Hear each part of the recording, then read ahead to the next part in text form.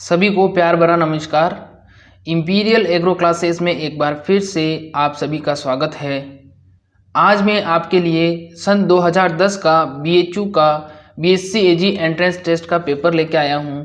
इस पेपर को आज हम सॉल्व करेंगे और देखेंगे कि किस प्रकार के क्वेश्चन एंट्रेंस टेस्ट में पूछे जाते हैं और हमें किन किन बातों का ध्यान रखना चाहिए। प्लीज़ वीडियो को आप पूरा देखिएगा और स्पेशली जो कमज़ोर स्टूडेंट हैं उनके लिए स्पेशली ये वीडियो बनाया है मैंने कि किस प्रकार से आपको क्वेश्चन पेपर को सोल्व करना है। और आपको वीडियो के लास्ट में मैं कुछ और महत्वपूर्ण जानकारी भी दूंगा जिससे आप अपनी कम तैयारी में भी किस प्रकार से आप अपने अच्छे नंबर ला सकते हो और सिलेक्शन करवा सकते हो। तो चलिए शुरू करते हैं। क्वेश्चन नंबर फर्स्ट है, धान उगाने की डेपोक विधि में रोपाई के लिए पौध तैयार हो जाती है। अब सबसे पहले मैं आपको बता देता हूँ कि ये जो धान होता है, धान का मतलब यहाँ चावल से है। चावल को धान से ही अलग किया जाता है। जब तक चावल के ऊपर छिलका रहता है तब तक वो धान कहलाता है, और जब छिलका उतार के चावल को अलग कर लिया जाता है तो वो क्या कहलाता है? चावल कहलाता है। तो अब यहाँ पर पूछा गया है कि धान यानी कि चावल उगाने की डेपोक विधि में रोपाई के लिए पौध तैयार हो जाती है, कितने समय में तैयार हो जाती है। तो जो डेपोक विधि होती है उसमें सबसे कम समय लगता है पौध तैयार करने के लिए, और इसका आंसर होगा 12 दिन। कितना होगा? 12 दिन इसका आंसर होगा। तो इसमें जो धान होता है उसमें डेपोक विधि भी उपयोग में ली जाती है, और एक होता है SRI विधि जिसको श्री तकनीक भी बोलते हैं, उसका भी उपयोग किया जाता है। तो एक बार इंग्लिश में देख लीजिए। इन डेपोक method of rice cultivation seedling becomes ready for transplanting on. Seedling का मतलब पौध से है और राइस आप सब जानते ही हो, और डेपोक मेथड का मतलब है डेपोक विधि। तो कितने दिनों में हो जाती है? 12 दिनों में तैयार हो जाती है। यानी कि हम पहले जो पौध तैयार करते हैं, पौध 12 दिन की जब हो जाती है तो उसको कहाँ पर उगा देते हैं? उसको हम खेत में उगा देते हैं। तो उम्मीद करता हूँ आपको समझ में आ गया होगा। क्वेश्चन नंबर दूसरा है, द मेज प्रोटीन इज कॉल्ड, यानी मक्के की जो प्रोटीन होती है उसे क्या कहते हैं? तो इसका राइट आंसर होगा जीन प्रोटीन। अब आपको समझा देता हूं मैं। देखो, जो खाद्यान्न फसलें होती है जैसे मक्का हो गई, गेहूं हो गई, चावल हो गई, इन सब में एक स्पेशल प्रोटीन पाई जाती है। वो प्रोटीन सब में अलग अलग होती है। जैसे अब गेहूं में जो प्रोटीन पाई जाती है उसका नाम है ग्लूटीन प्रोटीन। कौन सी प्रोटीन है? Gluten protein. अब मक्के की प्रोटीन कौन सी है? मक्के की प्रोटीन है जीन प्रोटीन। कौन सी प्रोटीन है? जीन प्रोटीन मक्के में पाई जाती है। तो इस प्रकार के क्वेश्चन आपसे पूछे जाते हैं, कंफ्यूज नहीं होना है आपको। मक्के में जो प्रोटीन पाई जाती है वो तो होती है जीन प्रोटीन, और गेहूं में जो प्रोटीन पाई जाती है वो कौन सी होती है? Gluten protein. इसको प्लास्टिक प्रोटीन भी बोला जाता है। तो द मेज protein is called gene protein. Next question है, एक क्यूसेक जल किसके बराबर होता है? यानी कि एक क्यूसेक जल किसके बराबर होता है? इसमें यह पूछा गया है आपसे कि जहां से पानी निकलता है, जैसे कोई कुआं है, उस कुएं से पानी को ऊपर निकाल रहे हैं, ऊपर निकालने के बाद एक स्पेशल नाली से पानी निकल रहा है, तो उस पानी एक क्यूसेक जल जो निकलता है वो कितने समय में निकलता है और कितना निकलता है? तो इसका राइट आंसर होगा 1780 लीटर। पीछे आपको यूनिट दी गई है LPM। तो एक मिनट में कितना पानी निकलता है? एक मिनट में पानी निकलता है 1780 लीटर। यानी कि यहाँ पर दिया गया है, देखो LP और M। तो 1780 लीटर पर मिनट। एक जगह से पानी कितना निकलेगा? 1780 लीटर पानी निकलेगा एक मिनट में। तो एक क्यूसेक जल किसके बराबर होता है? 1780 लीटर के बराबर होता है। चलिए नेक्स्ट क्वेश्चन की तरफ बढ़ते हैं। नेक्स्ट क्वेश्चन है, the botanical name of Markovnikov wheat is. तो इसका राइट आंसर होगा ट्यूटिकम ड्यूरम। हिंदी में बता देता हूं आपको। मार्कोनी गेहूं का वानस्पतिक नाम क्या है? मार्कोनी गेहूं का वानस्पतिक नाम क्या है? तो इसका राइट आंसर क्या होगा? मार्कोनी का है ट्यूटिकम ड्यूरम। क्या है? ट्यूटिकम ड्यूरम। और जो चपाती वाला गेहूं होता है जो ट्यूटिकम एस्टिवम कहलाता है, क्या कहलाता है? ट्यूटिकम एस्टिवम कहलाता है। चलिए अगले सवाल की तरफ बढ़ते हैं। नेक्स्ट है, the maturity of fibre in cotton is judged bye. Question क्या है? कपास के रेशे की परिपक्वता किसके द्वारा मापी जाती है? अब सबसे पहले आपको बता देता हूं, जो कपास होती है, जूट होती है, वो कौन सी फसलें होती है? वो रेशे वाली फसलें कहलाती है। तो अब कपास से हमें जो रेशा प्राप्त होता है, उस रेशे की परिपक्वता को हम किस यंत्र के द्वारा माप सकते हैं? किस यंत्र के द्वारा उसको हम माप सकते हैं? तो यहाँ पर ऑप्शन दिए गए हैं 4, हाइड्रोमीटर, एनीमोमीटर, एरिलोमीटर और बेरोमीटर। तो अब इन चारों का मैं बताऊंगा कि ये चारों क्या क्या किस किस यूज़ में आते हैं। सबसे पहले बात कर लेता हूँ, सबसे पहले तो मैं इसका आंसर बता देता हूँ आपको। इसका राइट आंसर होगा एरिलोमीटर। जो कपास का जो रेशा होता है उसकी परिपक्वता की जांच, या जो कॉटन का फाइबर होता है उसका मेच्योरिटी जो जज करते हैं, वो किससे करते हैं? एरिलोमीटर से करते हैं। किससे करते हैं? एरिलोमीटर से करते हैं। अब मैं बता देता हूँ ये जो 3 हैं इनके भी क्या क्या यूजेज हैं। जो हाइड्रोमीटर होता है उसका उपयोग किया जाता है वायुमंडल या वातावरण में जो आर्द्रता होती है, जो नमी होती है, उसको ज्ञात करने के लिए किसका उपयोग किया जाएगा? हाइड्रोमीटर का। एटमॉस्फेयर की जो ह्यूमिडिटी होती है उसको मेजर करने के लिए किसका उपयोग किया जाएगा? हाइड्रोमीटर का उपयोग किया जाएगा। फिर इसके बाद में है एनीमोमीटर। एनीमोमीटर का उपयोग किस लिए किया जाएगा? वायु की गति को या विंड स्पीड को मापने के लिए कि किस गति से हवा चल रही है। देखिए एनीमोमीटर, ये यहाँ पर एक पिक्चर शो हो रही है, इस प्रकार का होता है एनीमोमीटर। ये जब हवा चलती है तो गोल गोल ये कटोरियाँ घूमती हैं, और गोल गोल कटोरियाँ घूमती है, इससे नीचे एक मीटर लगा होता है, उस मीटर में रीडिंग आ जाती है। तो उम्मीद करता हूँ आपको समझ में आ गया होगा। फिर इसके बाद में नेक्स्ट है बेरोमीटर। बेरोमीटर का उपयोग किस लिए किया जाता है? बेरोमीटर का उपयोग किया जाता है मूलदाब मापने के लिए या एटमॉस्फेयर मापने के लिए बेरोमीटर का उपयोग किया जाता है। एटमॉस्फेयर को नापने के लिए किसका उपयोग किया जाता है? बेरोमीटर का उपयोग किया जाता है।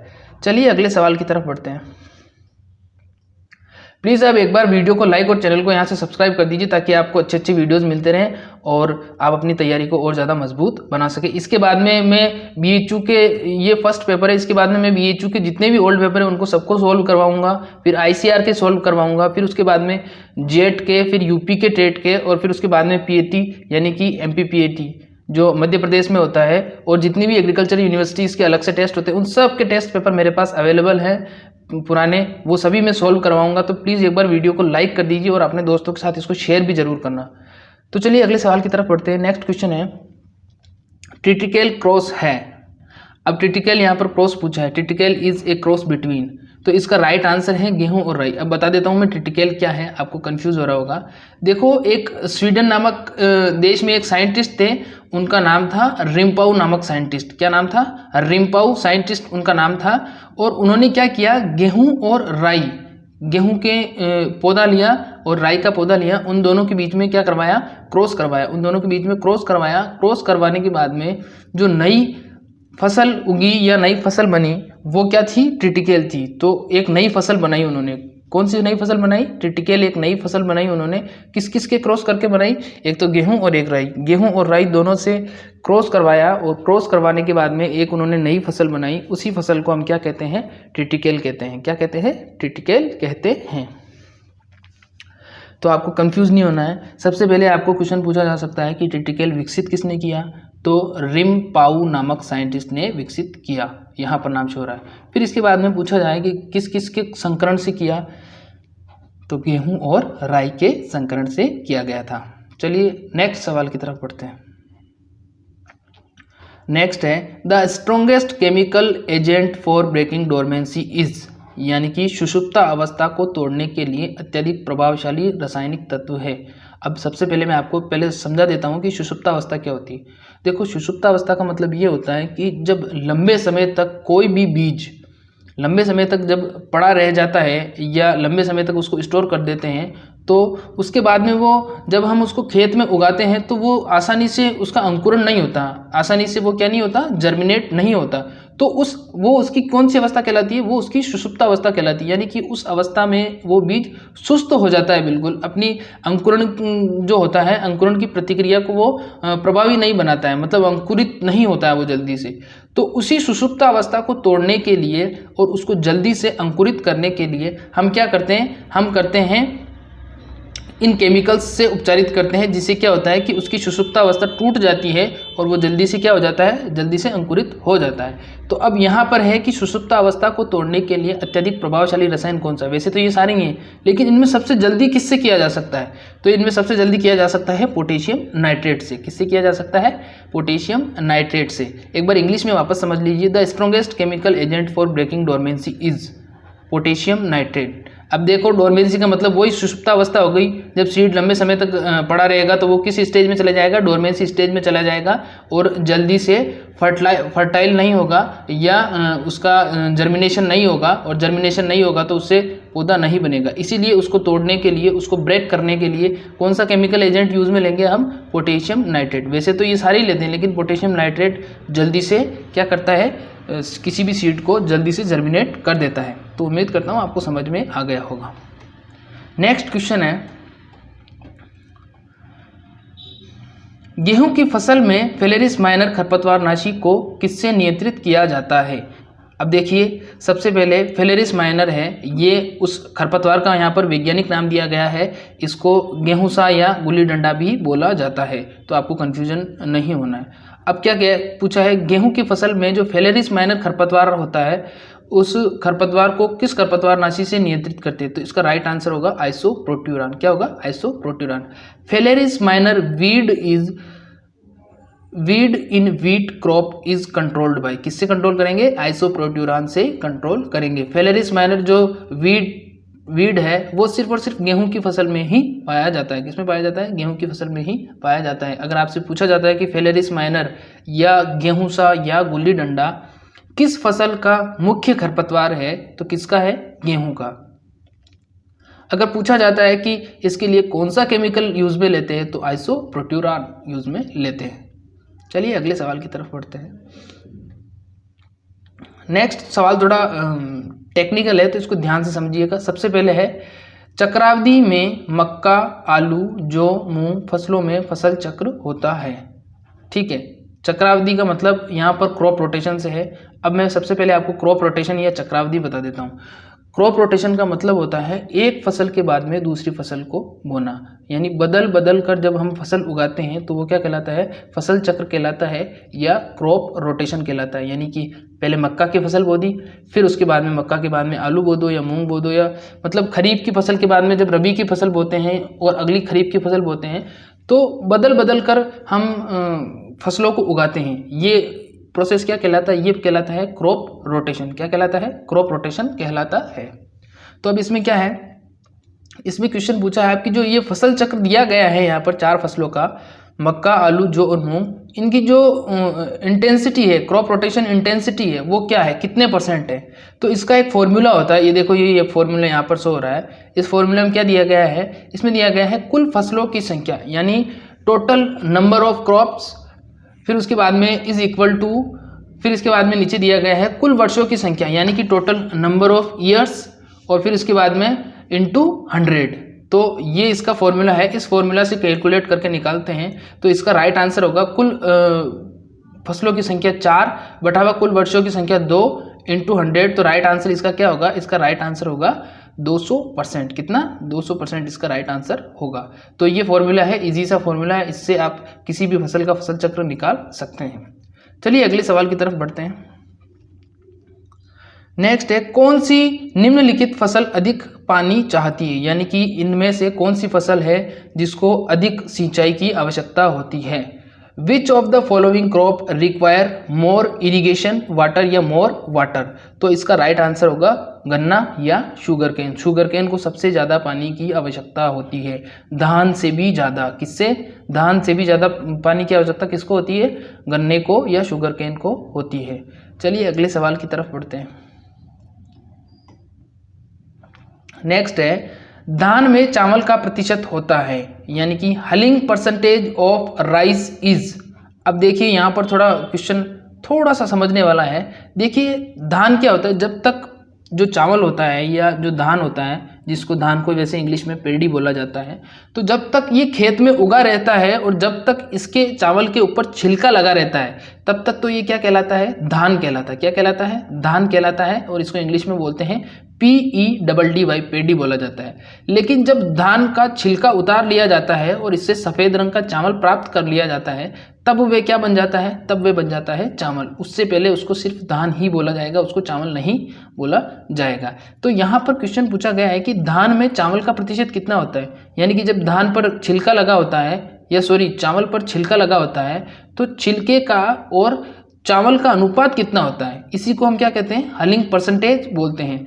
तो जो पूरा एक सीड होता है उसमें 65% तो क्या होता है, चावल होता है। क्या होता है, 65% तो क्या होता है, चावल होता है, और 65% चावल होता है, और बाकी जो बचा वो क्या होता है, वो उसका छिलका होता है। क्या होता है, उसका छिलका होता है। तो आपको ध्यान रखना है, हलिंग परसेंटेज पूछा जाता है तो 65%, कितना होगा, 65%। 65% तो आपका क्या होगा, चावल होगा, और 35% क्या होगा, 35% उसका छिलका होगा। उम्मीद करता हूँ आपको समझ में आ रहा होगा। प्लीज़ वीडियो को एक बार लाइक और चैनल को सब्सक्राइब कर दीजिए वहाँ से। चलिए एक बार अगले क्वेश्चन की तरफ बढ़ते हैं। नेक्स्ट क्वेश्चन, संकर मक्का की बीज दर कितनी होती है। ये क्वेश्चन लगभग हर कॉम्पिटिटिव एग्जाम में पूछा जाता है और 3-4 बार BHU के एग्जाम में रिपीट भी हो चुका है। तो संकर मक्का की बीज दर कितनी होगी, सीड रेट ऑफ हाइब्रिड मेज इज, कितनी होगी, 20 से 25 किलोग्राम पर हेक्टर। 20 से 25 किलोग्राम पर हेक्टर। अब यहाँ पर हेक्टर आ गया, एक हेक्टेयर का डाटा भी मैं बता देता हूँ आपको। देखिए ये यहाँ पर शो हो रहा है, एक हेक्टर में कितने होते हैं एरिया, एक हेक्टर में एरिया होता है 10,000 मीटर स्क्वायर। अगर आपसे एकड़ में पूछा जाता है तो एकड़ में कितना हो जाएगा, एकड़ में हो जाएगा 2.47 एकड़, ये इसका एरिया होता है। तो ये सवाल भी पूछा जाता है कि 1 हेक्टर बराबर, या 1 hectare is equal to 10,000 metre square या 10,000 मीटर स्क्वायर। चलिए अगले सवाल की तरफ बढ़ते हैं। अगला सवाल है, आलू की सिंचाई में सबसे नाजुक अवस्था कौन सी है। The most critical stage for irrigation in potato is.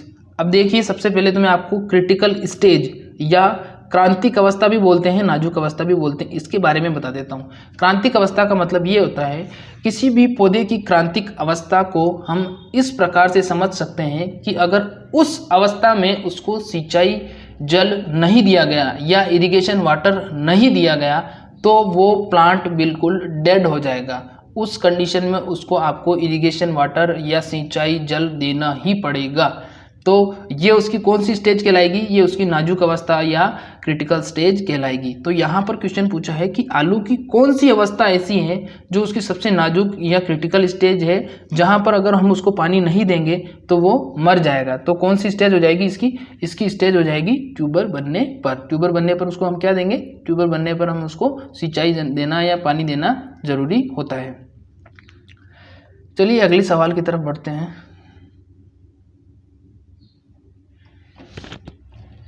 Next question number 164 है।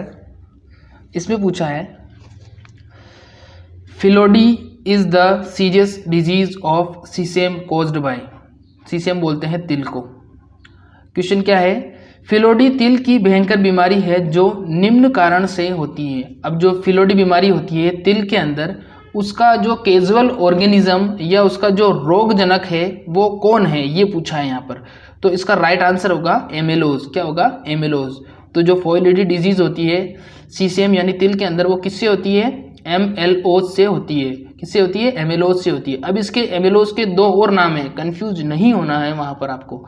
इसका एक नाम तो है माइकोप्लाज्मा, इसको माइकोप्लाज्मा भी बोला जाता है, और एक इसका नाम है फाइटोप्लाज्मा। तो फाइटोप्लाज्मा, माइकोप्लाज्मा और एमेलोज, ये तीनों एक के ही नाम हैं, कंफ्यूज नहीं होना है आपको वहाँ पर। एमेलोज भी सही है, माइकोप्लाज्मा भी सही है, और फाइटोप्लाज्मा भी सही माना जाएगा। चलिए अगले सवाल की तरफ बढ़ते हैं। नेक्स्ट है question number 165। First variety of mustard developed through biotechnology by somatic hybridization is. Question पूछा है, सोमेटिक संकरीकरण से बायो तकनीक द्वारा विकसित सरसों की प्रथम संकर किस्म है। अब सोमेटिक हाइब्रिडाइजेशन भी बता देता हूं आपको, और हाइब्रिड वैरायटी और बायोटेक्नोलॉजी, ये सारे वर्ड्स बता देता हूं। सोमेटिक हाइब्रिडाइजेशन का मतलब होता है कि जीन ट्रांसप्लांटिंग टेक्निक के द्वारा, यानी कि जीन को स्थानांतरित करके और बायो तकनीक का इस्तेमाल करके कौन सी सरसों की किस्म को विकसित किया गया है। तो इसका राइट आंसर होगा पूसा जे किसान। क्या होगा? पूसा जे किसान। इसका एक दूसरा नाम भी है, इस किस्म को बायो 902 भी बोला जाता है। क्या बोला जाता है? ये यहाँ पर नाम है बायो 902। बायो 902 इसका दूसरा नाम है। तो अगर आप सबको पूसा जे किसान ना देके बायो 209 पूछ ले, बायो 902 पूछ ले, तो दोनों एक ही किस्म के नाम है। और इनको कैसे विकसित किया है? बायो तकनीक से, यानी कि बायोटेक्नोलॉजी से, और सोमेटिक हाइब्रिडाइजेशन यानी कि सोमेटिक संकरीकरण से जीन को स्थानांतरित करके इसको विकसित किया गया है। तो अगला सवाल है, the most ancient type of garden is, यानी कि बगीचे की सबसे प्राचीनतम विधि है। बगीचे की सबसे प्राचीनतम विधि है, कौन सी विधि बगीचे की सबसे प्राचीनतम विधि मानी गई है? ऑप्शन ए तैरते हुए बाग, मुगल बाग, जापानी बाग और गृहवाटिका। अब देखिए, फ्लोटिंग गार्डन, फिर मुगल गार्डन, फिर जापानीज गार्डन और किचन गार्डन। तो जब इंसान या मनुष्य की शुरुआत हुई थी और जब समाज की सिविलाइजेशन की स्टार्टिंग हुई थी, तो सबसे पहले उन्होंने घर के आंगन में पेड़ पौधे लगाना स्टार्ट किया था। तो इसका राइट आंसर क्या होगा? गृहवाटिका या किचन गार्डन। गृहवाटिका या किचन गार्डन इसका राइट आंसर होगा। तो ध्यान रखिएगा कि जो the most ancient type of garden है वो कौन से होंगे? गृहवाटिका होंगे। कौन से होंगे? गृहवाटिका या किचन गार्डन होंगे। नेक्स्ट क्वेश्चन है, pungency in chilli is due to, यानी कि मिर्च में तीखापन किसके कारण होता है? अब देखो, मिर्च में दो तत्व पाए जाते हैं और दोनों का ही अलग अलग काम है। मिर्च में तीखापन यानी कि जब हम मिर्ची को खाते हैं तो तीखेपन का एहसास किस केमिकल या किस तत्व के कारण होता है? तो तीखापन पूछा जाता है तब तो आएगा राइट आंसर कैप्सेसीन। पीछे क्या दिया गया है? सीन, कैप्सेसीन आएगा। जब आपको पूछा जाए कि मिर्च में तीखापन या pungency in chilli is due to capsaicin, अगर आपसे पूछा जाता है कि मिर्च का लाल रंग किसके कारण होता है, तो लाल रंग के लिए क्या आएगा? कैप्सेथीन। क्या आएगा? Red colour of chilli is due to capsanthin. देखो, थीन और सीन अलग अलग हैं। सीन तो है पंजेंसी के लिए और थीन है उसके लाल कलर के लिए। नेक्स्ट क्वेश्चन की तरफ बढ़ते हैं। The centre of origin of tomato is, यानी कि टमाटर का मूल उत्पत्ति स्थान कौन सा है? अब उत्पत्ति स्थान से मतलब ये है कि टमाटर के पौधे को सबसे पहले कहाँ पर देखा गया था? कहाँ पर देखा गया था? तो इसका राइट आंसर होगा पेरू और मेक्सिको। पेरू और मेक्सिको इसका राइट आंसर है। अब देखो, कभी कभी क्वेश्चन जब आपसे एग्जाम में पूछा जाता है, तो अब मैंने वीडियो की स्टार्टिंग में बताया था आपको कि कमजोर स्टूडेंट कैसे ध्यान दे सकते हैं। अब यहाँ पर देखो, ऑप्शन देखो, 4 ऑप्शन दिए गए हैं। पहला पेरू और मेक्सिको, दूसरा मेडिटेरियन, तीसरा भारत और चौथा चीन। तो मोस्टली जब राइट आंसर होता है तो उसका जो ऑप्शन होता है थोड़ा मॉडिफाई करके दिया होता है आपको। मैं सबकी बात नहीं कर रहा हूँ, मैं सिर्फ और सिर्फ यहाँ पर अंदाज़ा लगाने की बात कर रहा हूँ। आप इस तरीके से अंदाज़ा लगाकर आप पता लगा सकते हैं कि इसका राइट आंसर कौन सा हो सकता है। देखो, अगर ये गलत आंसर होता तो इसमें 2 ऑप्शन आपको नहीं दिए हुए होते, आपको सिर्फ एक ही ऑप्शन दिया होता, या तो पेरू दे देते या फिर मेक्सिको दे देते। अधिकतर जो सही ऑप्शन होता है उसी को मॉडिफाई करके दिया जाता है, उसमें आपको जानकारी ज़्यादा मिलेगी। यहाँ पर आपको पेरू दे देते और ब्रैकेट में मेक्सिको दे देते, या मेक्सिको दे देते और ब्रैकेट में क्या दे देते? पेरू दे देते। तो आप उससे अंदाज़ा लगा सकते हैं कि ये राइट आंसर हो सकता है। ये सिर्फ और सिर्फ एक आपको मैं टेक्निक बता रहा हूँ, आप अंदाज़ा लगा सकते हैं। इसमें मैं 100% शुद्धता के साथ नहीं कह रहा हूँ कि ये ही राइट आंसर इसका होगा ही होगा, लेकिन आप मतलब चांसेस इसके ज़्यादा रहते हैं कि इस प्रकार के जो ऑप्शन होते हैं जिसमें ऑप्शन को मॉडिफाई करके दिया जाता है या ऑप्शन में ब्रैकेट होता है, तो वो ऑप्शन अधिकतर 90% केसेस में वो सही माना जाता है। तो अगर आपको कभी ऐसा ऑप्शन दिख जाए किसी क्वेश्चन में, आपको कोई क्वेश्चन आपको नहीं आ रहा है और उसमें ऐसा कोई ऑप्शन दिख जाए जो मॉडिफाई करके दिया गया हो आपको, तो अधिकतर चांसेस यही होंगे कि वही सही होगा। तो इस तरीके के जो एग्ज़ाम ट्रिक्स है वो भी मैं आपको समय समय पर बताता रहता हूँ। तो प्लीज़ वीडियो को एक बार फिर से लाइक कर दीजिए और चैनल को अभी तक आपने सब्सक्राइब नहीं किया है तो सब्सक्राइब जरूर कर दीजिए। चलिए अगले सवाल की तरफ बढ़ते हैं। नेक्स्ट है, भिंडी में परागण स्फुटन होता है, यानी कि जो ओकरा होती है उसमें एंथेसिस होता है वो टेक्स प्लेक्स लेता है, यानी कि जो परागकण होते हैं भिंडी के वो कब उसमें परागण की क्रिया होती है, परागण की क्रिया कब होती है। क्वेश्चन क्या पूछा गया है कि जो परागण की क्रिया होती है भिंडी के अंदर वो कब होती है। तो इसका राइट आंसर क्या होगा, इसका राइट आंसर होगा सुबह। जो परागण की क्रिया होती है वो सुबह होती है 8 से लेकर 10 बजे तक। कब होती है, सुबह 8 से लेकर 10 बजे के बीच में परागण की क्रिया होती है। कितनी होती है, 8 से 10 बजे के बीच में, सुबह, प्रातः दिया गया है यहाँ पर।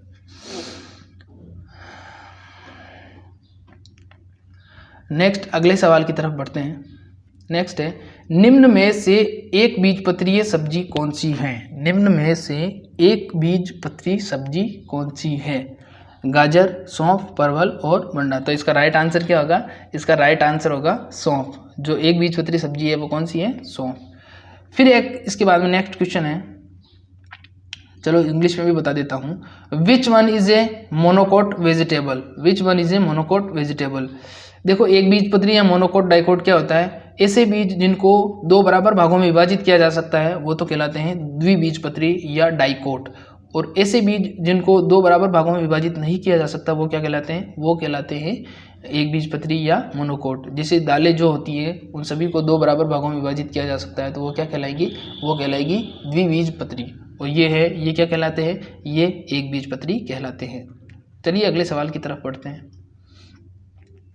अगला सवाल है, which one of the following is used as trap crop. इसका जो हिंदी वर्जन है वो समझिए। क्वेश्चन पूछा है, निम्न में से कौन सी ट्रैप क्रॉप की तरह उगाई जाती है। अब चलिए आपको ट्रैप क्रॉप समझा देता हूँ। ट्रैप क्रॉप का मतलब ये होता है, हिंदी में इसको बोलते हैं जाल फसल। क्या बोलते हैं, जाल फसल इसको बोला जाता है।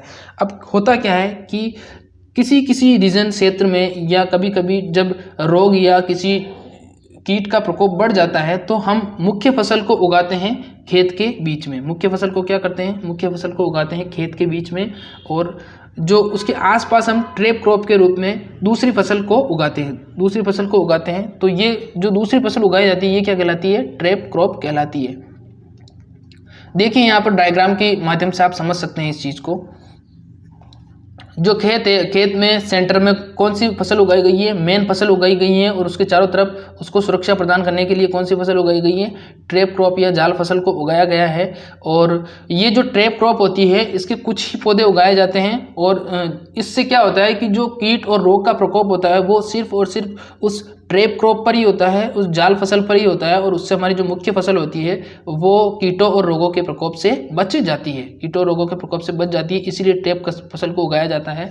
और इसका यहाँ पर जो उदाहरण है वो क्या होगा, भिंडी। क्या होगा, भिंडी। और इसके अलावा इसके और भी उदाहरण है, जैसे गेंदा है, और भी इसके उदाहरण हैं। तो उम्मीद करता हूँ ट्रैप क्रॉप आपको समझ में आ गया होगा। यहाँ पर ट्रैप क्रॉप का उदाहरण है भिंडी और दूसरा गेंदा। चलिए अगले सवाल की तरफ बढ़ते हैं। नेक्स्ट है, select the variety of brinjal from the following which is round fruited. यानी कि गोल आकार के बैंगन की किस्म निम्न में से कौन सी है। अब देखो जो बैंगन होता है उसमें दो प्रकार की किस्में हैं, एक तो लंबे वाले बैंगन और एक गोल वाले बैंगन। तो यहाँ पर आपसे पूछा गया है कि इसमें से कौन सी किस्म ऐसी है जिसके फल गोल आकार के होते हैं। तो इसका राइट आंसर होगा पंत ऋतुराज। कौन सी, पंत जो ऋतुराज वैरायटी है उसके फल किस आकार के होते हैं, इसके फल गोल आकार के होते हैं। और सम्राट, पूसा पर्पल कल्चरल और पूसा क्रांति, इनके जो फल होते हैं वो लंबे आकार के होते हैं। तो कंफ्यूज नहीं होना है आपको। चलिए नेक्स्ट अगले सवाल की तरफ पढ़ते हैं। नेक्स्ट है, तरबूज में बीजहीनता निम्न कारण से होती है। तरबूज में जो बीजहीनता पाई जाती है वो किस कारण होती है। अब यहाँ पर क्वेश्चन पूछा गया है, seedlessness in watermelon, seedlessness in watermelon takes place due to following reason. यानी कि किस कारण से होती है। ऑप्शन है पार्थेनोगार्फी, फिर ट्रिप्लोइडी, फिर पार्थेनोजेनेसिस और भ्रूण विस्थापन। तो इसका राइट आंसर क्या हो जाएगा, इसका राइट आंसर हो जाएगा पार्थेनोजेनेसिस। पार्थेनोजेनेसिस के कारण क्या होता है, तरबूज में बीज नहीं बन पाते हैं। ये जब पार्थेनोजेनेसिस की प्रोसेस हो जाती है तो उसके बाद में क्या होता है, ये तरबूज होता है उसमें बीज नहीं बनता है, और जो तरबूज हमें प्राप्त होता है वो बीज रहित प्राप्त होता है या सीडलेस प्राप्त होता है। तो हम जब सीडलेस वेराइटीज़ डेवलपमेंट करते हैं तो सीडलेस वेराइटी डेवलपमेंट करते समय हम कौन सी प्रोसेस करते हैं, पार्थेनोजेनेसिस वाली प्रोसेस होती है, और उसके दौरान क्या होता है, जो भी हमें फल प्राप्त होता है उसमें बीज नहीं होता है। चलिए अगले सवाल की तरफ बढ़ते हैं। नेक्स्ट है the edible portion of sweet potato is, या शकरकंद में खाद्य भाग कौन सा है, शकरकंद में खाद्य भाग कौन सा है। ऑप्शन है मॉडिफाइड जड़, फिर पत्ती, फिर तना और फिर फल। तो इसका राइट आंसर होगा मॉडिफाइड जड़, यानी कि मॉडिफाइड रूट जो है, रूपांतरित जड़ या मॉडिफाइड रूट जो है वो शकरकंद का कौन सा है, खाने वाला भाग है। यहाँ पर तना नहीं होगा, ध्यान रखना, तना नहीं होगा, यहाँ पर मॉडिफाइड जड़ होगा। स्टूडेंट ये सोचते हैं कि स्वीट पोटैटो है, अगर पोटैटो तना है तो स्वीट पोटैटो भी तना होगा, तो वो कंफ्यूज हो जाते हैं और इस चक्कर में वो गलत कर बैठते हैं। तो इसका राइट आंसर स्वीट पोटैटो नहीं होगा। स्वीट पोटैटो का राइट आंसर क्या होगा, रूपांतरित जड़ या मॉडिफाइड रूट। तो अगले सवाल की तरफ बढ़ते हैं। नेक्स्ट क्वेश्चन है which is used for artificial ripening of banana and mango. Which is used for artificial banana and mango, यानी कि केला और आम को कृत्रिम ढंग से पकाने के लिए किसका उपयोग किया जाता है। तो इसका राइट आंसर होगा CaC2। CaC2 का उपयोग किया जाता है, कैल्शियम कार्बाइड का उपयोग किया जाता है। और जो K2H2O5 है ये तो है पोटेशियम मेटाबाइसल्फाइड, इसका उपयोग नहीं किया जाता है। फिर उसके बाद में दूसरा है KMNO4, इसको पोटेशियम लाल दवा या पोटेशियम परमैंगनेट बोलते हैं, इसका उपयोग भी नहीं किया जाता है। और ये एक अदर केमिकल है, इन तीनों का उपयोग नहीं किया जाता है। उपयोग किया जाता है कैल्शियम कार्बाइड का CaC2 का उपयोग किया जाता है। किस लिए किया जाता है, केला और आम को कृत्रिम ढंग से पकाने के लिए। आर्टिफिशियल रिपनिंग बनाना मैंगो किससे, कैल्शियम कार्बाइड CaC2। नेक्स्ट अगला क्वेश्चन है अत्यधिक काट छांट किस फसल में की जाती है। Most heavily pruned fruit plant is. अब देखो काट छांट या प्रून्ड प्रोसेस क्या होती है, इसके बारे में मैं आपको बता देता हूँ। जब पौधा अपनी सुषुप्त अवस्था में होता है, जैसे बीज की सुषुप्त अवस्था होती है वैसे पौधे की भी सुषुप्त अवस्था होती है। उस समय में पौधा अपनी ग्रोथ नहीं करता है, उसकी पत्तियां झड़ जाती हैं और नई शाखाओं की फुटान रुक जाती है। तो इस कंडीशन में इस समस्या को दूर करने के लिए, ये समस्या पौधों में लगभग 1.5 से 2 माह तक रहती है। लगभग हर पौधे में तो नहीं रहती पर किसी किसी में रहती हैं। तो उस समस्या को जब वो उसकी समस्या उसकी सुषुप्तावस्था निकल जाती है, तब उस समस्या से निजात पाने के लिए और पौधों पर नई शाखाओं की फुटान करने के लिए हम क्या करते हैं, काट छांट करते हैं या प्रूनिंग करते हैं। तो सबसे ज़्यादा किस में की जाती है, सबसे ज़्यादा की जाती है बेर में। और इसका एक क्वेश्चन और पूछा जाता है आपसे कि बेर में काट छांट का उचित समय है। तो इसका राइट आंसर होगा अप्रैल का अंतिम सप्ताह। क्या होगा, अप्रैल का अंतिम सप्ताह बेर में काट छांट का उचित समय माना जाता है। तो आपको कंफ्यूज बिल्कुल नहीं होना है। देखो काट छांट क्यों की जाती है, पौधों में नई शाखाओं की फुटान के लिए और पौधे की अच्छी ग्रोथ के लिए काट छांट की जाती है। काट छांट को इंग्लिश में प्रूनिंग बोलते हैं। प्रूनिंग क्यों करते हैं, for development of new branches and growth of plant. तो इसका राइट आंसर बेर हो जाएगा। चलिए अगले सवाल की तरफ पढ़ते हैं। नेक्स्ट क्वेश्चन पूछा गया है the inflorescence of banana is, यानी कि केले में पुष्प क्रम किस प्रकार का होता है। यहाँ पर केले का जो पुष्प क्रम होता है उसके बारे में पूछा है। तो इसका राइट आंसर होगा स्पेडिक्स। क्या होगा, spadix. Spadix types of inflorescence is found in banana, यानी कि स्पेडिक्स प्रकार के पुष्पक्रम किस में होते हैं, केले के वृक्ष में होते हैं। अब केले से एक क्वेश्चन और याद आया मेरे को, ऐसा कौन सा पेड़ है जिसमें लकड़ी नहीं होती। ये क्वेश्चन देखो आया हुआ है पीछे एग्जाम में, केले के पेड़ में लकड़ी नहीं होती है। ध्यान रखना, केले के पेड़ में लकड़ी नहीं होती है। केला वैसे सत्य रूप से या एक ट्रू टाइप ट्री भी नहीं कहलाता है, क्योंकि केला एक प्रकार का शाक होता है और केला अपने जीवन काल में सिर्फ एक ही बार फल देता है। और दूसरी बात यह है कि जो केले का जो पेड़ होता है वो पेड़ नहीं होता है, वो एक प्रकार की हर्ब होती है, एक शाक होती है, और ये लगभग 11 से 14 माह में फल दे देती है और एक बार देने के बाद में फिर इस पे वापस फल नहीं लगते हैं। तो ये कुछ इंपॉर्टेंट बातें थी केले के बारे में। इस आगे और मैं आपको अच्छी अच्छी बातें बताऊंगा और लास्ट में आपको एक बहुत ही अमेजिंग चीज़ भी बताऊंगा। प्लीज़ एक बार वीडियो को अगर अभी तक आपने लाइक नहीं किया है तो लाइक कर दीजिए और चैनल को सब्सक्राइब ज़रूर करें, और वीडियो को देखने के बाद इसको शेयर ज़रूर करिएगा अपने करीबी दोस्तों के साथ। चलिए अगले सवाल की तरफ बढ़ते हैं। नेक्स्ट है, which is a climatic type of fruit. Climatic प्रकार का फल कौन सा है। अब देखिए, सबसे पहले मैं आपको बता देता हूँ, एक तो होता है क्लाइमेटिक टाइप फ्रूट और एक होता है नॉन क्लाइमेटिक टाइप फ्रूट। दो प्रकार के फल होते हैं। क्लाइमेटिक का मतलब ये होता है कि जिनको पेड़ से तोड़ने के बाद में पकाया जा सकता है, कृत्रिम ढंग से उनको पकाया जा सकता है, ये वो तो क्या कहलाते हैं, वो कहलाते हैं क्लाइमेटिक टाइप फ्रूट। और कुछ फल ऐसे होते हैं, ये फ्रूट ऐसे होते हैं जिनको एक बार पेड़ से तोड़ लिया फिर उसके बाद में उनको नहीं पकाया जा सकता है, उनको पेड़ से उसी समय तोड़ा जाता है जब वो पक जाते हैं।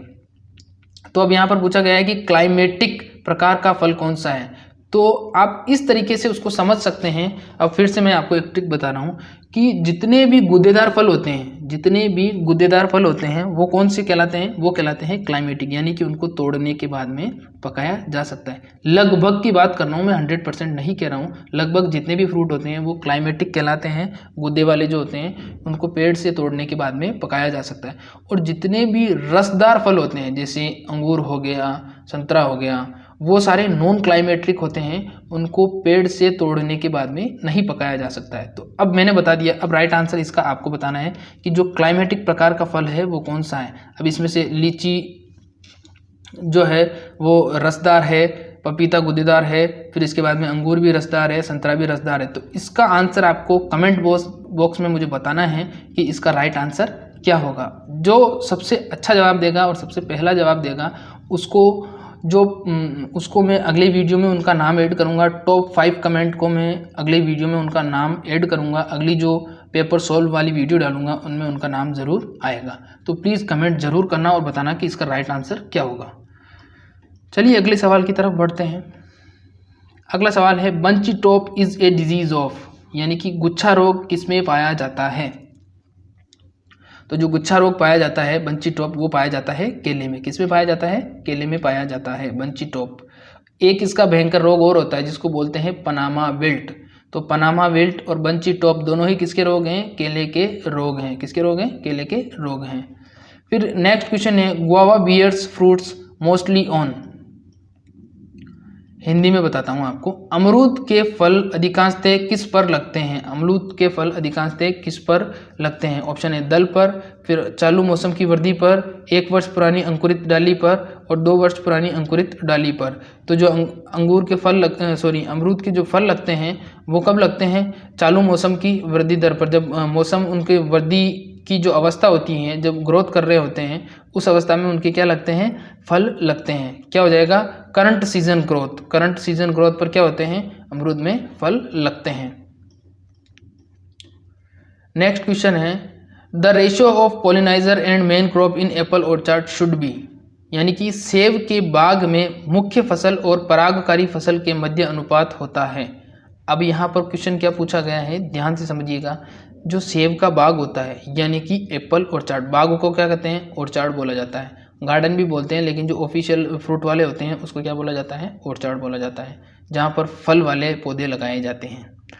तो सेब के बाग में मुख्य फसल और परागकारी फसल के मध्य अनुपात होता है। यानी कि मुख्य फसल का मतलब एक तो सेब के पौधे हो गए जो मुख्य फसल है हमारी, और जो परागण करते हैं वो कौन सी फसल हो गई, वो हमारी गौण फसल हो गई, ये दूसरी फसल हो गई। तो मुख्य फसल के कितने पौधे लगाएंगे और अब परागकारी फसल के कितने पौधे लगाएंगे, क्वेश्चन यहाँ पर हमें ये पूछा गया है। तो इसका राइट आंसर होगा 1:6, यानी कि 6 सेब के पौधे पर 1 परागकारी पौधा लगाया जाएगा। जो परागकारी पौधा क्या करेगा, जो 6 सेब के पौधों में परागण की क्रिया को करेगा।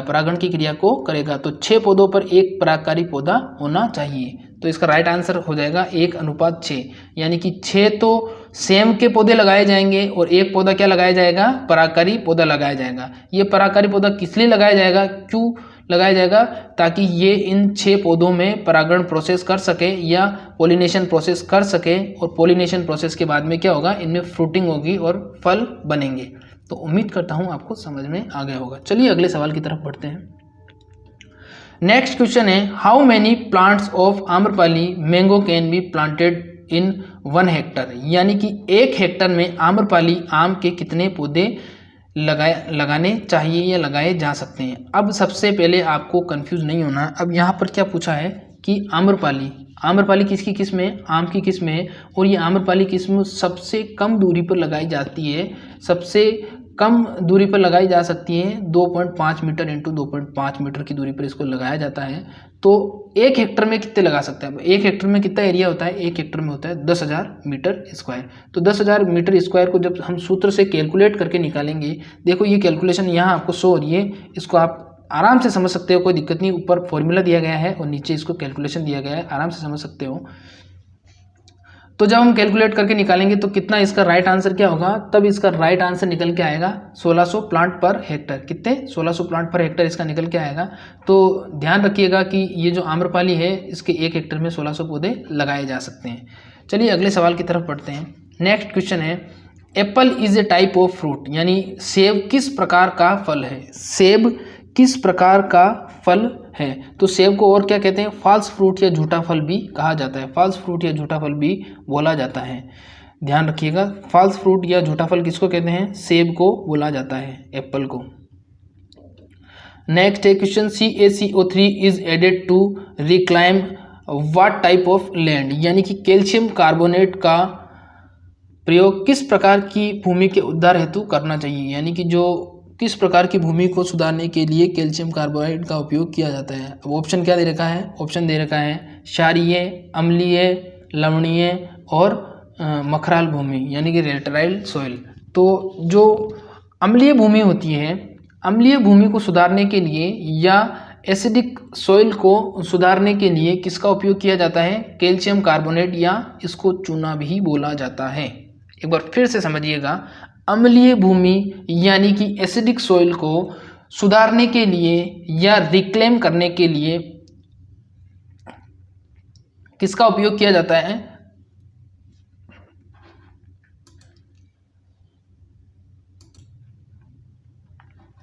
चूने का उपयोग किया जाता है। तो अम्लीय भूमि को सुधारने के लिए चूने का, और क्षारीय भूमि को सुधारने के लिए जिप्सम का उपयोग किया जाता है, ZnSO4, जिसको जिंक भी बोला जाता है। ये क्वेश्चन लगभग हर एग्जाम में पूछा जाता है। अम्लीय भूमि को सुधारने के लिए किसका उपयोग किया जाता है? चूने का, जिसको कैल्शियम कार्बोनेट बोलते हैं, जिसको CaCO3 भी बोलते हैं। क्षारीय भूमि को सुधारने के लिए किसका उपयोग किया जाता है? जिप्सम का उपयोग किया जाता है, जिसको ZnSO4 भी बोला जाता है और जिंक भी बोला जाता है। तो चलिए अगले सवाल की तरफ बढ़ते हैं। नेक्स्ट क्वेश्चन है, विच nutrient is important for nitrogen fixation in legume, यानी कि जो दलहनी फसलें होती हैं उनमें नाइट्रोजन को प्रतिस्थापन में किस पोषक तत्व का महत्वपूर्ण स्थान होता है, यानी कि किस पोषक तत्व के द्वारा नाइट्रोजन का स्थापन होता है। तो अब देखिए, जो दलहनी फसलें होती हैं उसमें एक विशेष प्रकार की जड़ों में, उनकी जड़ों में विशेष प्रकार की ग्रंथियां पाई जाती हैं, गांठें पाई जाती हैं, और वहाँ पर होते हैं बीजीय नीलहरित शैवाल और कुछ अन्य लाभदायक जीवाणु जो क्या करते हैं? नाइट्रोजन फिक्सेशन का काम करते हैं। तो उस नाइट्रोजन फिक्सेशन के लिए कौन सा तत्व होना चाहिए? मोलिब्डेनम। कौन सा होना चाहिए? मोलिब्डेनम, जिसको MO भी बोला जाता है। ये तत्व क्या करता है? नाइट्रोजन फिक्सेशन के लिए महत्वपूर्ण भूमिका अदा करता है, अपना महत्वपूर्ण स्थान निभाता है। तो दलहनी फसलों में नाइट्रोजन प्रतिस्थापन के लिए कौन सा तत्व आवश्यक है? मोलिब्डेनम। कौन सा है? मोलिब्डेनम तत्व आवश्यक है। नेक्स्ट है question, soil with high pH are generally deficient in, यानी उच्च pH मान वाली मृदा में अधिकांशतः किसकी कमी होती है? उच्च pH मान वाली मृदाओं में अधिकांशतः किन तत्वों की कमी होती है? तो बोरोन और जो लौह तत्व होते हैं उनकी कमी पाई जाती है। बोरोन और लौह तत्व की कमी पाई जाती है। कौन सी मृदाओं में पाई जाती हैं? जो उच्च pH मान वाली मृदाएं होती हैं उनमें इनकी कमी पाई जाती है। अब देखो, उच्च pH मान वाली मृदाएं कौन सी होगी और जो कम pH मान वाली मृदाएं हैं वो कौन सी होगी, वो बता देता हूँ। जिनका मान उच्च होता है वो तो होती है क्षारीय। कौन सी होती है? क्षारीय। वो होती है क्षारीय बेसिक सॉइल्स होती है। और जिनका pH मान कम होता है वो होती है एसिडिक सॉइल या अम्लीय मृदाएं। तो कंफ्यूज नहीं होना है, जिनका pH हाई होगा वो तो होगी क्षारीय मृदाएं, और जिनका pH कम होगा वो होगी अम्लीय मृदाएं या एसिडिक सॉइल। तो कंफ्यूज नहीं होना आपको, सारे आपके कॉन्सेप्ट यहीं क्लियर करवाए जाएंगे बिल्कुल ऑनलाइन। प्लीज़ आप बस वीडियो को लाइक करते रहिएगा, कमेंट करते रहिएगा और चैनल को सब्सक्राइब तो करना ही है आपको, और शेयर ज़रूर करिएगा अपने दोस्तों के साथ ताकि उनको भी ज़्यादा से ज़्यादा फ़ायदा हो सके। चलिए अगले सवाल की तरफ बढ़ते हैं। क्वेश्चन है, निम्न में से कौन सा जैव उर्वरक है? Which one of the following is biofertiliser. अब बायो फर्टिलाइजर का मतलब क्या होता है? बायो फर्टिलाइजर का मतलब होता है इस टाइप के फर्टिलाइजर्स जिनमें जीवित जीव उपलब्ध हो, सूक्ष्म जीव उपलब्ध हो, वो क्या कहलाएंगे? वो कहलाएंगे जैव उर्वरक। अब ऑप्शन दे रखा है आपको गोबर की खाद। गोबर की खाद यहाँ पर हमें पूछा तो उर्वरक है और यहाँ ऑप्शन में दिया हुआ है खाद, तो ये तो इसका राइट आंसर होगा ही नहीं, क्योंकि ये उर्वरक नहीं है, ये तो एक खाद है। फिर बात है कंपोस्ट। कंपोस्ट भी एक प्रकार की क्या होती है? खाद होती है, ये भी उर्वरक नहीं है। फिर इसके बाद में एक ऑप्शन दिया हुआ है यूरिया और एक ऑप्शन दिया हुआ है हरी शैवाल, जिसको बोलते हैं ग्रीन एल्गी। तो इसका राइट आंसर क्या होगा? हरी शैवाल। हरी शैवाल आपने देखा होगा कहीं पर भी जहाँ अधिकतर पानी भरा रहता है वहाँ पर धीरे धीरे हरी शैवाल जमती है, जिसको हम काई भी बोलते हैं। धीरे धीरे इसकी ग्रोथ होती है। तो इसकी ग्रोथ क्यों होती है? क्योंकि ये एक जीवित जीव है, ये एक लिविंग ऑर्गेनिज्म है, ये धीरे धीरे अपनी वृद्धि को करता है। और इसका जो हरी शैवाल का उपयोग किया जाता है वो किस में किया जाता है? धान की खेती में अक्सर इसका उपयोग किया जाता है, क्योंकि वहाँ पर भी पानी भरा रहता है, वहाँ पर भी ये धीरे धीरे अपनी ग्रोथ करती है और पौधों को पोषक तत्व उपलब्ध करवाती है। तो इसका राइट आंसर क्या हो जाएगा? हरी शैवाल, ग्रीन एल्गी।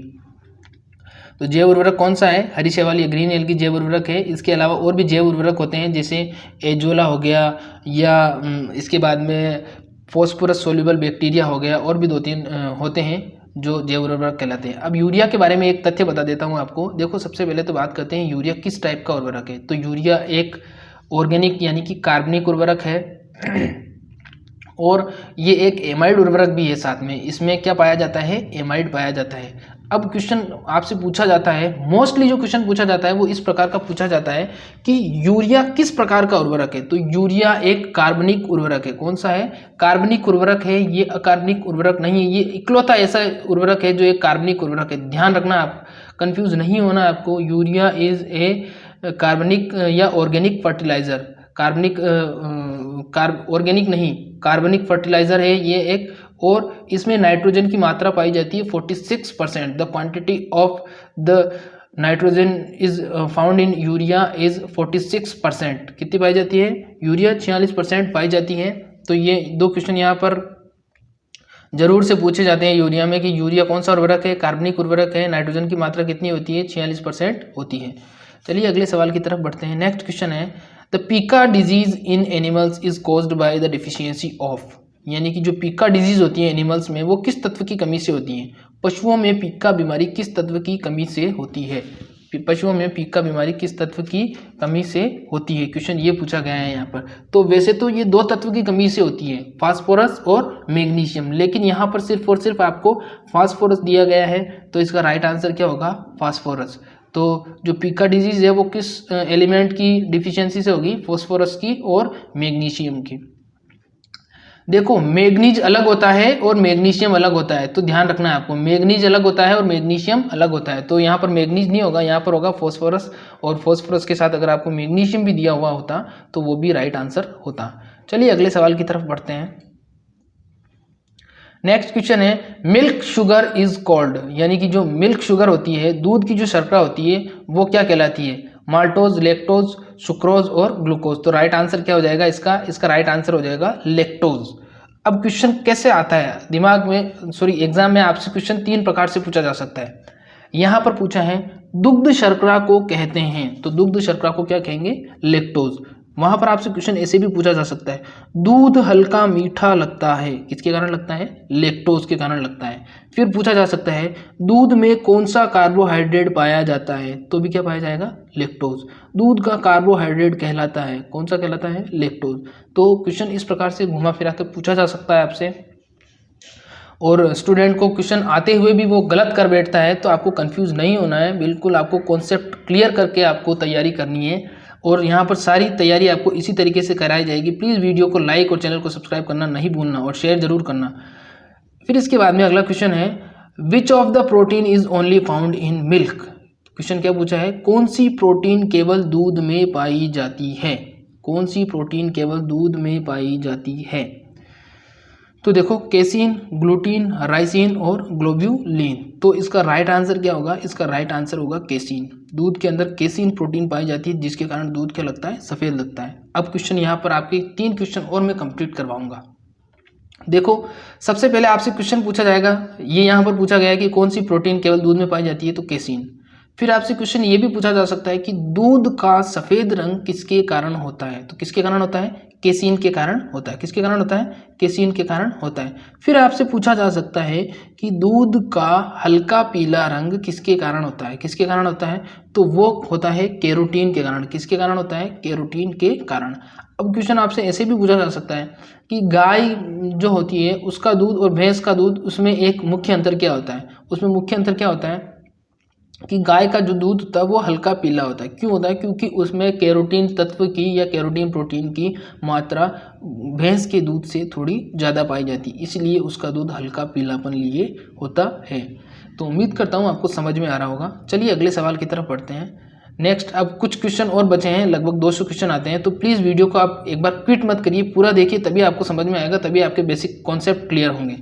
चलिए अगले सवाल की तरफ बढ़ते हैं। अगला सवाल है, अंडा उत्पादन के लिए मुर्गी की श्रेष्ठ किस्म है या श्रेष्ठ नस्ल है? The best breed of fall for egg production is. तो इसका राइट आंसर होगा व्हाइट लैंगहॉर्न। व्हाइट लैंगहॉर्न जो मुर्गी होती है वो लगभग एक साल में लगभग 260 के समथिंग अंडे देती है। कितने अंडे देती है? 260 अंडे देती है। लगभग 28 घंटे के अंतराल में वो एक अंडा दे देती है। तो सबसे ज़्यादा अंडा कौन सा देती है? व्हाइट लैंगहॉर्न नस्ल की मुर्गियाँ देती है। इसका उत्पत्ति स्थान अगर आपसे पूछा जाता है तो इसका उत्पत्ति स्थान क्या हो जाएगा? इटली। इसका उत्पत्ति स्थान क्या हो जाएगा? इटली। इटली से मुझे कुछ याद आया कि इटली में भयंकर कोरोना फैल रहा है। आप भी अपने घर में सुरक्षित रहिए, कोरोना से बचे रहिए और घर से ही तैयारी कर सकते हैं। यूट्यूब पे आपको फैसिलिटीज़ अवेलेबल करवाई जा रही हैं इंपीरियल एग्रो क्लासेस के माध्यम से। तो घर पे ही रहिए, स्टे होम, कोरोना से दूर रहिए और समय समय पर हाथ धोइए, हाथों को सैनिटाइज करते रहिए। चलिए अगले सवाल की तरफ बढ़ते हैं। नेक्स्ट क्वेश्चन है, the NDRI is located at, यानी कि NDRI कहाँ पर स्थित है? तो NDRI कहाँ पर है? NDRI यानी कि नेशनल डेयरी रिसर्च इंस्टीट्यूट, यानी कि राष्ट्रीय डेयरी अनुसंधान संस्थान, ये कहाँ पर है? ये है हिसार, हरियाणा में। कहाँ पर है?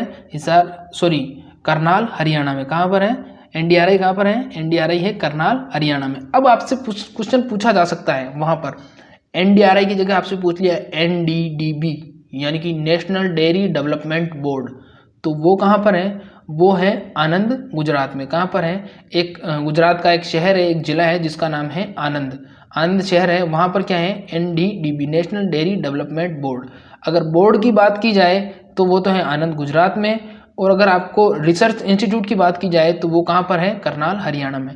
अब आपसे एक सवाल और पूछा जा सकता है, वहाँ पर आपसे ये भी पूछा जा सकता है कि भारत की दुग्ध मिल्क सिटी या दुग्ध शहर किसको कहते हैं? तो भारत का दुग्ध शहर या मिल्क सिटी किसको कहते हैं? वो कहते हैं आनंद, गुजरात को। किसको कहते हैं? आनंद, गुजरात को भारत का दुग्ध शहर या मिल्क सिटी के नाम से भी जाना जाता है। चलिए अगले सवाल की तरफ बढ़ते हैं।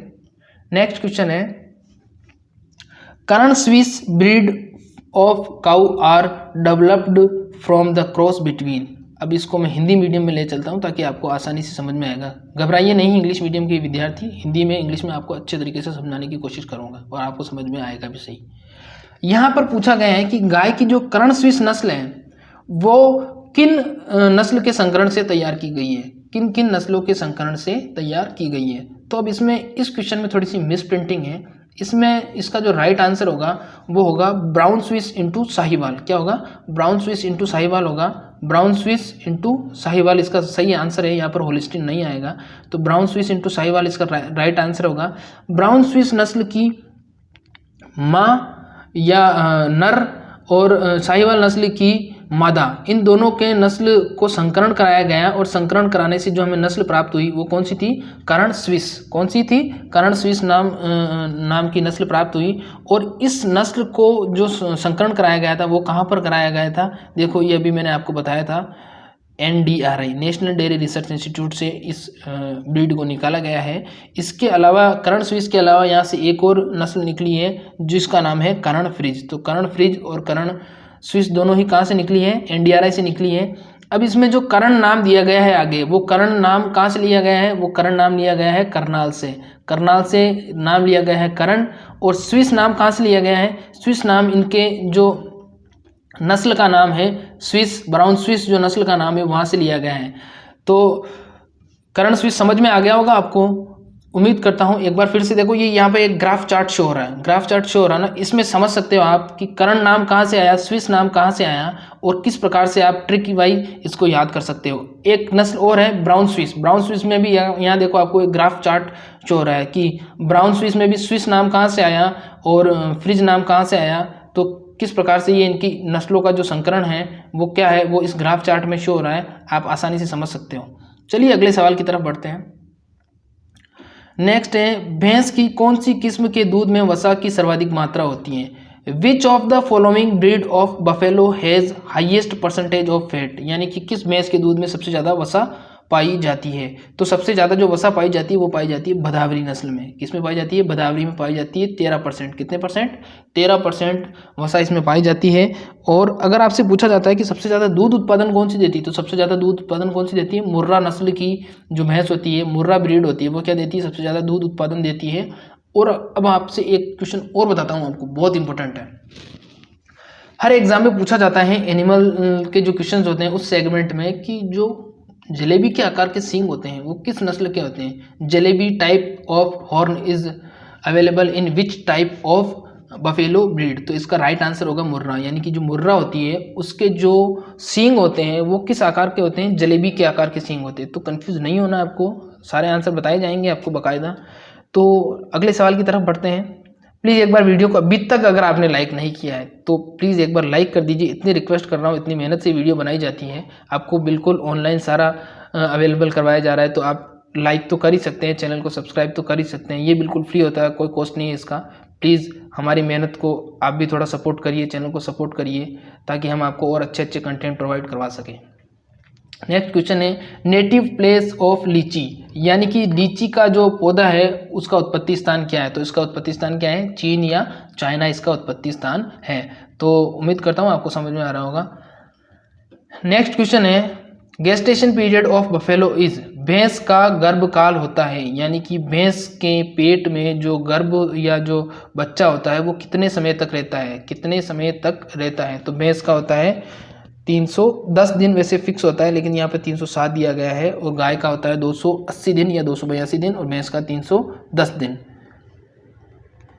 अगला क्वेश्चन है, उभयक लिंगाश्री प्रकार का लिंग किसमें पाया जाता है। देखो जो प्लांट होते हैं उनमें भी अलग अलग टाइप के लिंग पाए जाते हैं। कुछ प्लांट ऐसे होते हैं जो मोनोसियस होते हैं, जिसमें या तो मेल पार्ट पाया जाता है या फीमेल पार्ट पाया जाता है। कुछ प्लांट ऐसे होते हैं जिनमें जो डायोसियस होते हैं, जिनमें या तो मेल फीमेल दोनों ही पाए जाते हैं। और इस प्रकार के जो लिंग होती है या जो सेक्स फॉर्म होती है वो लगभग 7 प्रकार की होती है, जिसमें से एक है उभयक लिंगाश्री या एंड्रोडायोसियस। तो इस प्रकार की यहाँ पर पूछा गया है कि ये किस में पाया जाता है। तो उभय लिंगाश्री किस में पाया जाएगा, ये पाया जाएगा अंजीर में। किसमें, फिग में पाया जाता है। फिग, अंजीर को इंग्लिश में क्या कहते हैं, फिग पाया जाता, फिग कहते हैं। इसमें फीमेल फ्लावर भी आते हैं, और इसके साथ साथ उभयलिंगाश्री फ्लावर्स भी आते हैं, जिनमें मेल और फीमेल पार्ट दोनों ही अवेलेबल होते हैं। चलिए अगले सवाल की तरफ बढ़ते हैं। नेक्स्ट क्वेश्चन है, citrus canker is caused by, यानी कि जो नींबू वर्गीय पौधे होते हैं उनमें एक डिजीज़ लगती है, और ये इनकी सबसे हार्मफुल डिजीज़ है, ये सबसे भयंकर बीमारी। कौन सी, कैंकर। अगर आपसे पूछा जाता है कि कैंकर बीमारी किस में लगती है, तो किस में लगती है, नींबू वर्गीय पौधों में। किस में लगती है, नींबू वर्गीय पौधों में लगती है, या सिट्रस टाइप्स फ्रूट्स में लगती है। तो कैंकर किसके कारण होता है, तो ये होता है ज़ैंथोमोनास जीवाणु के द्वारा। किसके द्वारा होता है, ज़ैंथोमोनास बैक्टीरिया के द्वारा होता है। तो ये क्वेश्चन लगभग हर एग्जाम में पूछा जाता है, तो इसको थोड़ा ध्यान से देख लीजिएगा। और इसका जो बैक्टीरिया है उसका नाम बता दिया मैंने, ज़ैंथोमोनास जीवाणु, ज़ैंथोमोनास बैक्टीरिया। चलिए अगले सवाल की तरफ बढ़ते हैं। अगला सवाल है, भारत का राष्ट्रीय फल क्या है। आप सब जानते हैं भारत का राष्ट्रीय फल कौन सा है, आम है। अब गर्मियाँ आ गई हैं तो अब आम भी आएंगे, तो आप सब भी आम का आनंद लेना, हम भी लेंगे। पर एक बार वीडियो को प्लीज़ लाइक कर दीजिए और चैनल को सब्सक्राइब कर दीजिए। लास्ट क्वेश्चन आपसे पूछता हूँ मैं, बहुभ्रूणता किसमें पाई जाती है। चलिए, बहुभ्रूणता इसको इंग्लिश में बोला जाता है पॉली एम्ब्रियोनिक इज फाउंड इन। तो अब मैं बहुभ्रूणता समझा देता हूँ आपको। बहुभ्रूणता का मतलब क्या होता है? बहुभ्रूणता का मतलब ये होता है कि बीज तो एक ही होगा लेकिन उसमें भ्रूण बहुत सारे होंगे। बीज तो एक ही होगा लेकिन उसमें भ्रूण बहुत सारे होंगे। एक ही बीज से दो या दो से अधिक पौधे बनना क्या कहलाता है? बहुभ्रूणता कहलाता है। जैसे हमने मिट्टी के अंदर एक बीज डाला और उस एक बीज से 4 से 5 पौधे बन गए, तो वो 4 से 5 पौधे क्यों बने? क्योंकि बीज तो एक ही था लेकिन उसके अंदर जो भ्रूण थे वो 2 से अधिक थे या 3 थे या 4 थे, इसीलिए उनसे 4 से 5 पौधे बन गए। तो इस प्रकार की जो बहुभ्रूणता पाई जाती है वो किस में पाई जाती है? वो पाई जाती है नींबू वर्गीय फलों में। किस में पाई जाती है? नींबू वर्गीय फलों में पाई जाती है इस प्रकार की बहुभ्रूणता। और इसको पॉली एम्ब्रियोन भी बोला जाता है इंग्लिश में। किस में पाई जाती है? सिट्रस में पाई जाती है। तो ये एग्रीकल्चर के 50 मोस्ट इम्पोर्टेंट क्वेश्चन थे जो पीछे BHU का पेपर था वो इस प्रकार का आया था, ये उसमें क्वेश्चन आए थे। तो उम्मीद करता हूँ आपको वीडियो पसंद आई होगी। प्लीज़ वीडियो को अभी तक भी आपने लाइक नहीं किया तो प्लीज़ वीडियो को लाइक करना। मैं उम्मीद करता हूँ कि इस वीडियो में मुझे 50 लाइक मिल जाएंगे। और कमेंट ज़रूर करना और इसके अलावा वीडियो को शेयर ज़रूर करना, चैनल भी सब्सक्राइब करना। अब इसके बाद में आज ये BHU का पेपर आ गया। अब मैं कल सुबह आपको ICR का पेपर सॉल्व करवा के वीडियो उसकी डाल दूंगा। फिर उसके बाद में MPPAT, फिर उसके बाद में जॉइंट एंट्रेंस टेस्ट जेट जो होता है राजस्थान का, ये बहुत ही एक फेमस एग्जाम है और इसमें जो क्वेश्चंस पूछे जाते हैं वो बहुत ही क्वालिटी टाइप क्वेश्चन पूछे जाते हैं। तो प्लीज़ वीडियो को लाइक और चैनल को सब्सक्राइब करना। और आज के लिए बस इतना ही। Thank you.